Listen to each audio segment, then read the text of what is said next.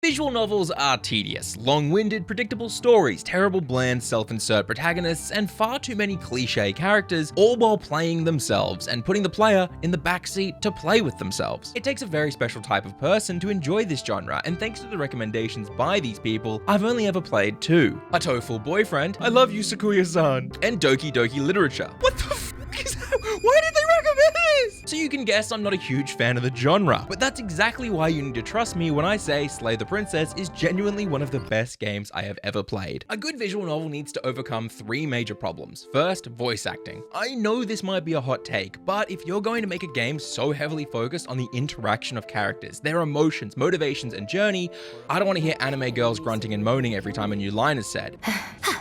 And I certainly don't want to be forced to read every line myself. After all, I was elected to lead, not to read. Second, shockingly, yeah, the story needs to be actually good. If I can predict what's going to happen next, or worse, if I don't even care what happens next, what's the point in even playing? And of course, the third major problem, can you really call it a game if all you're doing is clicking to the next dialogue line and maybe at the best of times picking which cute pigeon you want to take to Bone Town? I can't say no to you, Sakuya La Belle Shirogane. You're beautiful. Slay the Princess solves all of these problems, but it is also one of the most engaging and unique experiences I've had in years. You are the hero, and like all heroes, you appear in the woods with no memory of how you got there. A Stanley Parable-esque narrator dryly explains, "You're on a path in the woods, and at the end of that path is a cabin.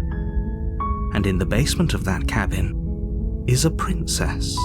You're here to slay her." Of course, before she ends the world. And that's it, he won't say why or how. This is simply your duty and your burden. Now, like the narrator, I won't be talking much about the details of the story, because it's genuinely something I think everyone should experience without spoilers. What I will say is that every moment, every decision, and every dialogue option you choose in this game counts. Okay, so I have some options. Whoa, I have a lot of options. The game seems heavily inspired by the Stanley Parable and lives up to that standard perfectly. I think I'm just gonna leave. Do you even know where you're going? Yeah, of course I know where I'm going. Somehow I doubt that. Everything you do leads to small changes in the story, and those small changes snowball into entirely different stories with their own unique characters. Characters that thankfully are all entirely voice acted. But I don't mean voice acted like from a AAA game. To whom?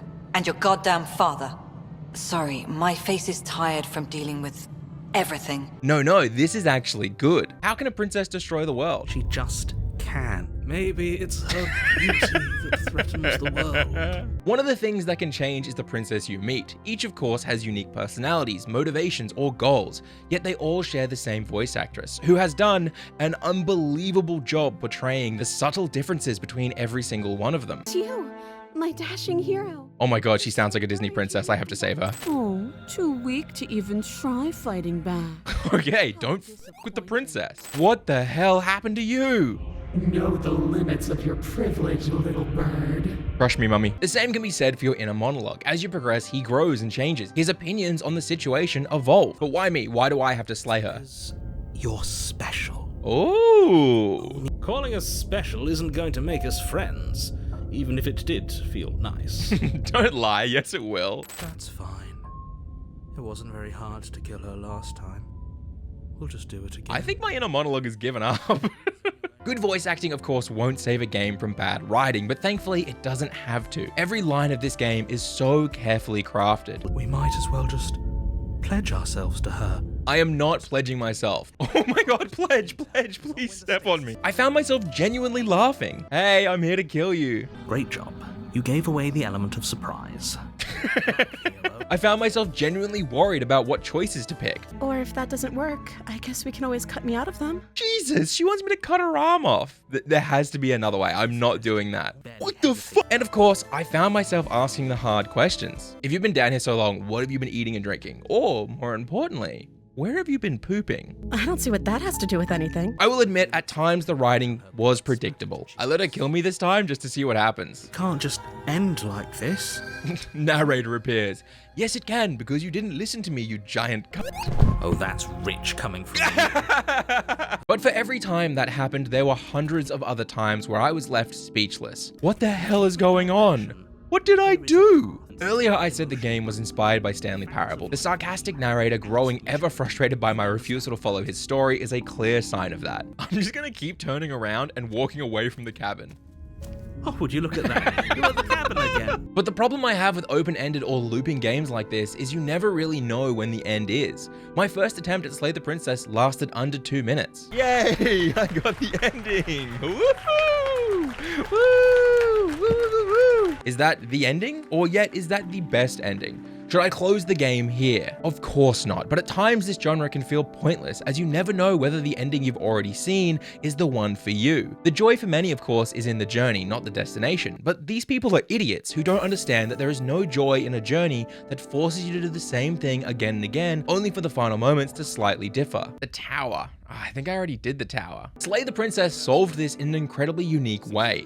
It tells you from the start that there is a true ending. If you continue the story, if you make choices, eventually you will be presented with that true ending, and that it can't be missed. But that's not all. Unlike Stanley Parable or other games in this genre, you can't simply do the same story over and over by accident. The game tells you that every journey will be new, and subtly makes sure that you don't accidentally follow the same path you've tread before. This gave me an immense feeling of relief. It gave me motivation, and most importantly, it let me enjoy each journey knowing I couldn't miss my final destination. This relief let me become invested in the characters, build anticipation, and gave my choices real weight. The thing is, this game very easily could have failed. All the weight, the build up, the choice, it could have meant nothing. I genuinely believe if the game was missing one crucial thing, I could have finished it entirely and walked away not caring. But thankfully, that is absolutely impossible because of this beautiful soundtrack. Earlier, I said you encountered different princesses. I said the voice acting is what made them feel unique. But the truth is, what really hammers this home is the carefully crafted and unique difference between each of their themes. At first, it's simple and light, until your idiotic defiance unwinds your very reality, and suddenly you can hear the very music unwinding around you. But you're too stubborn for that, aren't you? I think I pushed the narrator a bit far this time.